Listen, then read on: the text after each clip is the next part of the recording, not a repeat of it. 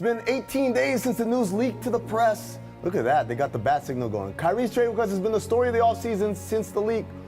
All of us in the media are speculating about what the Cavs will do and where it'll end up. This past weekend, Kyrie was subject to some criticism for his request. Former Cav Ron Harper said about Kyrie's desire to be the man, quote, "Youth, ignorance. It's always going to be a 2 or 3 star team. You're never going to be a guy who carries a team. You see, when LeBron doesn't play, you don't carry the team. It's never your team. You play for the front of your jersey, your name is on the back of it." End quote. Griff, assuming there is one, what's the best solution here between Kyrie and the Cavs? Well, I think Kyrie's going to end up getting traded. But I think what Ron was saying is really unfair to Kyrie. I don't think this is youth and ignorance. This is a guy who handled this situation exactly like he was supposed to. He went to Dan Gilbert privately, told him that he thought he would be happier somewhere else. The absolute worst thing this guy could have done was pretend to be all in and sink the ship from within. Most guys don't have the courage to do what he did. So that's not youth and ignorance. That's a little bit more courage than people give him credit for. And this is a guy whose list included really good coaching situations. Brad Stevens and Popovich. This is the guy who recruited LeBron Hayward and a host of other free agents when he decided to sign and stay in Cleveland. And all of a sudden, LeBron came back. Right. So he was sold a totally different situation than he's actually in, and he worked very well in. He won a championship in, and I see this as him looking for a fit for himself now to take the next step in his career. Dave, let me ask you, do you think there's any chance that the season can start with him still on the roster? So I used to believe that because of the sheer amount of success they had together as a group. It's like, okay, we can get past this and just think about that. But there's no time for reconciliation because of LeBron's contract situation. There won't be a meeting of the minds, in my opinion. Now, LeBron's camp has led me to believe that LeBron is open to playing with Kyrie if it comes to that, but that could be just a situation where, say, they make a trade with Minnesota and they want to get Jeff Teague back, the deal can happen until December 15th. For both sides, they should move on because the Cavs, probably any of the deals we've discussed, it gets them back to the NBA Finals. So if you can stay that level and you're not dealing with the cloud of discomfort that Kyrie has right now, both sides are better off. Well, in pursuing a championship, you're either all the way in or you're all the way out. There's no in between. So this is a situation where if they know they're going to be better off apart, they need to get there and get there as quickly as they can. So, Griff, when I asked you what's next for you, you talked about growth and fulfillment. Mm-hmm. Is this what Kyrie's searching for himself? Because people say, well, you're going to the finals every year. Is he searching for what is my peak, pretty much? Yeah, I mean, I think this is a guy who wants to know how good he can be. And, Dave, you know this as well as anybody. LeBron casts a very large shadow over an organization. And most of it is really, really positive. I mean, you're expected to win a championship, by way of example.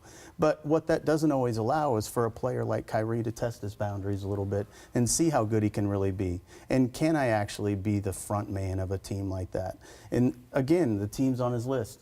Gordon Hayward in Boston and Kawhi Leonard in San Antonio. He would be accompanying other great players. It's not like he's asking to go lead a ragtag bunch.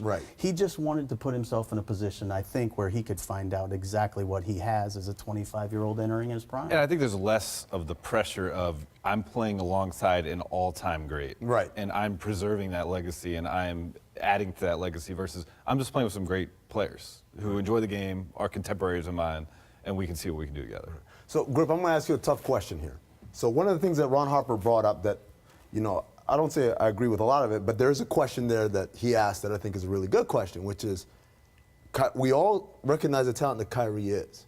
Why is it when LeBron doesn't play, the Cavs perform so poorly? And it's one thing to say, well, it's because it's built around LeBron, but shouldn't a player of Kyrie's caliber at least be able to break even and tread water? There are always large minuses in the net ratings when he's off the floor. They're 4-22, was it, Dave? Over the last 3 years. It's something that the record when he doesn't play. What do you attribute that to? Well, I think that's fair criticism for one. I don't think he's figured out how to carry the mantle of a team and actually win games in that environment. None of the players on that team had learned how to do it before LeBron got there. That didn't grow organically. They didn't learn how to win together. What we did was we flipped the switch. And it's very difficult to be all about one thing, have that thing be out of a game, by way of example, in the LeBron situation, and then all of a sudden know how to do it without him. I think everything was geared towards him to a degree, and not so much that he couldn't have carried the load. I think he probably didn't have enough expectation of himself to do it.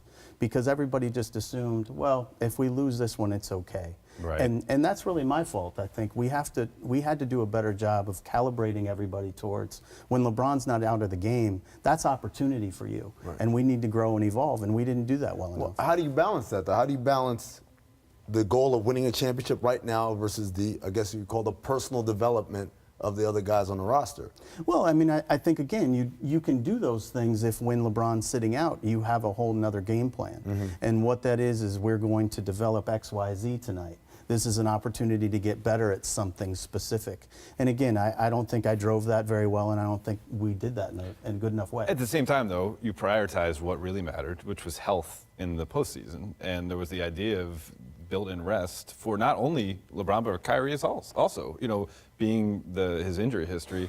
So I take you off the hook a little bit there, because there was a clear vision being presented, and the shrapnel was, okay, we lose some regular season games. Sure, no, I mean, we knew we were going to rest people, and everybody knew that there was going to be a game plan, but what we were doing during that period of time probably could have been more clearly enunciated, and I think we could have gotten more out All of right, that. one more answer for both of you guys. Early August, where does he land?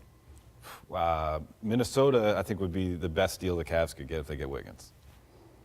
I don't No, know. look at this guy. Oh, we got to break him of those front office habits.